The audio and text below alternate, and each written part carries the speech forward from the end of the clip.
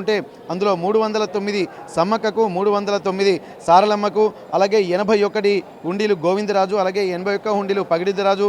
ఇక్కడ 3 హుండీలేమో ఇక్కడ మనం ఒడిబియ్యానికి సంబంధించి, అలాగే మొత్తం 45 ఆ క్లాత్ హుండీలను కూడా పెట్టారు. ఇక్కడ ఈసారి ఎంత ఇన్కమ్ వస్తుందనేది కూడా మనం గమనించాల్సినటువంటి అవసరం ఉంటుంది. ఇక్కడ వచ్చినటువంటి భక్తులు సమర్పించేటువంటి కానుకలు, డాలర్లు, అలాగే వెండి నాణాలు, కాయిన్స్, తొట్టెలు, వాళ్ళ వివిధ రూపాల్లో ఇళ్ల నిర్మాణాలకు సంబంధించి కూడా అనేక చిన్న చిన్న ప్రతిమలు, వెండి ప్రతిమలు కూడా ఉన్నటువంటి పరిస్థితి ప్రస్తుతానికైతే చూడొచ్చు.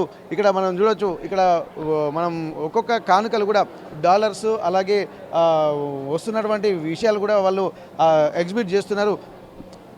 ప్రస్తుతానికి ఇక్కడ మనం చూడొచ్చు, అంటే ఇక విదేశీ కరెన్సీ కూడా ఎంతో పెద్ద మొత్తంలో కూడా మనకు వస్తుంది. వాళ్ళు ప్రతిదీ కూడా అప్డేట్ చేస్తున్నారు. ఏమేమి ఎక్కడ ఏ దేశాల కరెన్సీలు వచ్చాయి, ఎన్ని దేశాల కరెన్సీలు వచ్చాయి, అలాగే భక్తులు కూడా హుండీలలో ఎట్లాంటి